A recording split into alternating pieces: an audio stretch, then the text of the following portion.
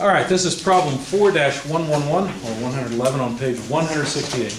Replace the force system by a resultant force and couple moment at point 0. All right, so we've got a cantilevered beam that has a vertical component or a vertical addition on the end of it. There is a 750 Newton force in the center of the beam, which occurs at 1.25 meters. So there's a further 1.25 meters. And that's actually not to the end, it's actually to the center of this addition. There is a force applied at the upper center of the addition in the direction of a 3-4-5 triangle, magnitude 500 newtons. Then there's also, along the center line of the beam, a force of 200 newtons, and at the top there's a 200 Newton force as well. Notice this forms a couple, and they are 1 meter apart. Now point O is back here at the wall, and I'm going to add an XY coordinate system so that if I refer to X or Y, then you'll know what I'm talking about. Now, the forces that are applied to the beam, an equivalent force at O would be simply the sum of those two forces. In other words, to get the resultant force equivalent to these two, all I have to do is add them up. So if I call this F1, for example, and call this F2, maybe it's not a vector yet. We've had practice writing vectors now. So with this coordinate system, help me out. Let's write F1 as a vector. What should I do? Anyone can answer. F1 is a vector. Here's my coordinate system. Ij. Go ahead. 0I minus 750J. That's right. Minus 750 J, and they are newtons. We'll write that at the end. Good. And that's it for F1, isn't it? That's the only component that F1 has. All right. Someone else help me out with F2. Go ahead. With F1, would it not be, would you not have that 1.25 as part of the vector as well? You're confusing the force with the moment. We're not interested in the moment of the force yet. We'll take care of that in a minute. It's a good question. Just the forces. So just the forces, that's right. That's why I put F1 here and F2 there. Okay. So somebody else, go ahead. Plus 3, well, I guess it's 3, 4, 5, yeah. Plus 3I plus 4. No, it wouldn't be that. And you plus your, am I right or am I wrong? You're on the right track, you're doing good. Plus 3i, and then what else did you have? Yeah, plus 4J and plus, that's it, yeah. So there's no- Okay. That's not quite the force yet, but we're on the right track. Anybody else want to help them out? You can divide by 5. Yeah. Divide by 5, so we get a unit vector. Multiply by the magnitude, which is 500. Good. Okay. So these are newtons, and these are newtons. I guess we can put newtons on, well, that's fine. Okay? Good. So now all we have to do is sum the components. For example, we just need 3i over 5 times 500. Well, that's easy. That's 300i, isn't it? Okay? And then all we need is 4/5 of 500, which is 400, minus 750. So that's negative 350j. And these are all newtons. Okay? What? Well, look. 4/5 of 500 is 400, right? That's in the j direction. Yep. Positive 400. Minus 750 in the j direction. Okay, so you're on the J direction right now. Yeah, we're just working on the j direction to come up here. With me? Everybody okay? So that's it. That's the resultant force. If I apply this force here, I will have the same force effect on the beam that these two have. There's got to be plenty of good Star Wars jokes in this class, and I don't know what they are. We deal with force so much. Oh well. But that's not it, right? Because applying this force here is different than applying these forces. Now, why didn't I include these two? was kind of an oversight. I should have said plus 200I minus 200I, shouldn't I? Okay, they cancel, but still, they are forces that are applied.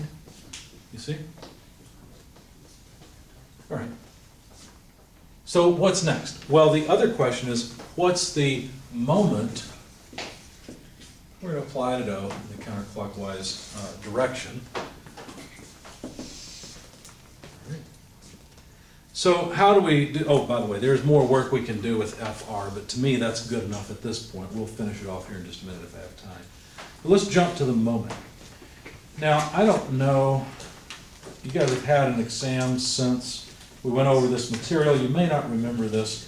Go in your book to page 161, please, and look at equation 4-17.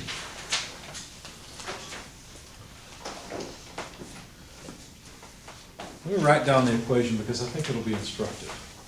What we've done really is we've dealt with the first part, what I would call the A part of 4-17. We've summed the forces, right? The resultant forces, just add the forces up. But the sum of the moments, or what we're trying to find, we will find by summing all of the applied moments themselves and the moment of all the forces. Notice I didn't write this as a vector equation, but that's okay. I'm trying to get at what this equation says. These are pure moments. You might want to write that in your book. It's your book. It's not very expensive. Hopefully you won't sell it back to wherever, because you probably won't get anything out of it. But you probably note that this term is for all the purely applied moments. How many purely applied moments do we have here? Exactly that many, 0, right? This is for the moment of the forces.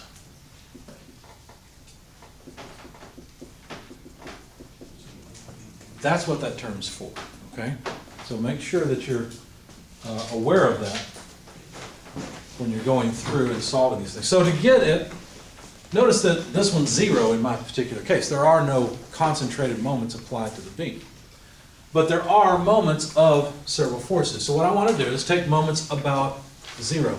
How much moment arm does this 200 Newton force have? Nothing. It passes right through. You see that?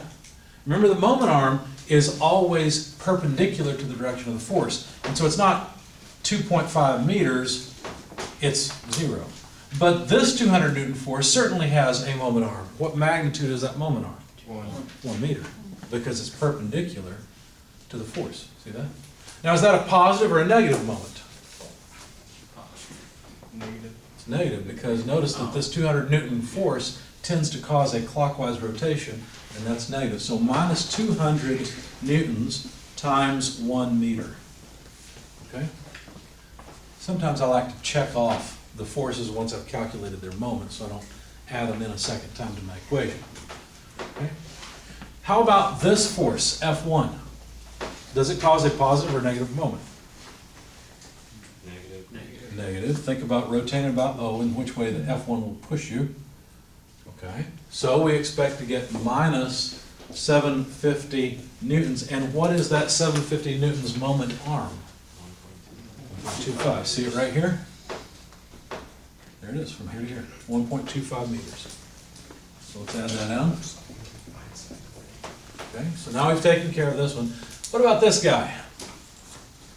Now it's going to be a little bit of a pain, but it's not too bad, because look, from here we can actually figure out, we can write down what this thing is as a vector. So 500 newtons here implies that F2 is, remember I did the math, it was super easy the way they set it up. 500 divided by 5 is just 100. So all we got to do is multiply 3 times 100 and 4 times 100 and get 300I plus 400J. So now we know the components of F2. In fact, here is the 300I component. Let's try 300. And here is the 400J component. See that? The 300I component, does it cause a clockwise or counterclock rotation? I can't talk, I'm almost done. Clockwise. What's its moment arm? 1. So, minus 300 newtons times 1 meter. Help me out with the last one. Somebody tell me what to do with that 400 Newton component. Counterclockwise. It's positive. Somebody said positive. That's right. Positive what? Is it counterclockwise? Or, yeah. 400 It's going up this moment. Oh, I got you. times what moment arm? 2.5. 2.5 meters. Does everybody see that? Okay. That's it. We've dealt with all of the forces and the moment of those forces about point O. So now all we have to do is a bunch of math, right? Just add it up. When you do, you find the answer, not surprisingly, is negative 437.5. What are the units? They're all the same. Newton meters. Newton meters. Not feet, pounds, force. Why not? Well, a foot's not a meter and a pound's not a newton, for one thing. But we're in metric units, not English units. They refer to the same dimensions. A newton is the same dimension as a pound force, but it's not the same amount. Just like an inch is the same dimension as a foot, but they're not the same amount. Though those two happen to be in the same unit system.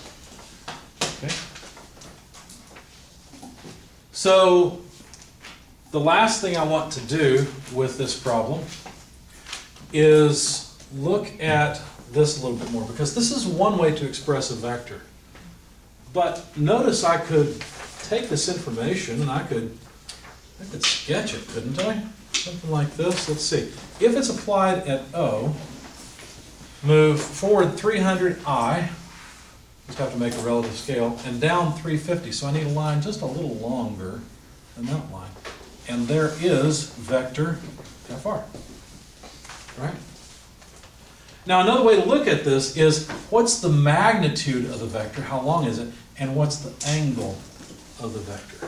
Okay, so that's another way to express vectors. So from this information, from the component information, you can actually say something more about FR. It has magnitude 300 squared plus negative 350 squared. Be careful when you're doing this in your calculator. If you end up subtracting the square of 350, you get a different number, right? So 300 squared, I didn't actually do this. No, I did do it. Never mind. I'll let you do it anyway. What magnitude do you get for the vector resultant? So 461. Right here? From 4/5 of 500, which is 400, from 750 from 400. Right? Does that make sense? Let's see, I still see blank looks. Let me try again. Let me put a line between here. Equals negative 750. This is in the J direction. I'm just not going to write the newtons. I won't bother. 500 over 5 is 100. So plus 300I. 500 over 5 is still 100 times 4 is 400J. And you got to put the two J components together. Okay. Does that answer your question? So it comes out to 300I minus 350J. Okay. Anybody have this number for me? Yes, 460 point. Good. 460 point. 977. I just wrote 9 newtons. Okay, so there's the magnitude of the resultant vector. What about this angle? So that tells us how long it is. But what about the angle of the vector? What should I do to get that? Just do the inverse tangent. Inverse tangent. Theta equals inverse tangent of y over x or x over y? Y over x. Always y over x for the inverse tangent. So the y component's right there, negative 350. The x component is right there, 300. Unless you're good. And when you take the inverse tangent, you get negative 49.3987 degrees. Okay? So there's magnitude and direction, and that is equivalent to the vector form of FR. They're the same thing. You can get one from the other. Okay? Any questions about all this? Should you have to add like the two other forces to actually get that angle, like that Shouldn't I have to add these two to get that angle? No, the two other forces, the 200 I and He did. 200I minus 200I is 0. Because they're not moments, those are just forces. Yeah, we took care of moments over here. I went back and revisited the forces, sorry. Maybe that's what's confusing. I just wanted to show you that the force can also be written in an angle magnitude form. Yes? Was your -4 and a 37.5 just a couple moments? Yes, -437.5 was the total moment that you would apply at O. So what that means is we'd apply a moment here like this, that would give us a similar effect to what all these forces are doing. Yep. Well, actually not a similar effect, the exact same effect. Good questions. Anything else?